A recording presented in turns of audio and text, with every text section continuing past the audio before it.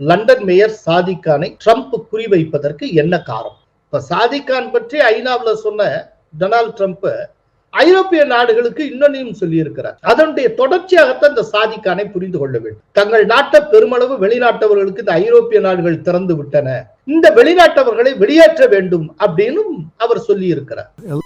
Aliens are pouring into Europe. Nobody's doing anything to change it, to get them out.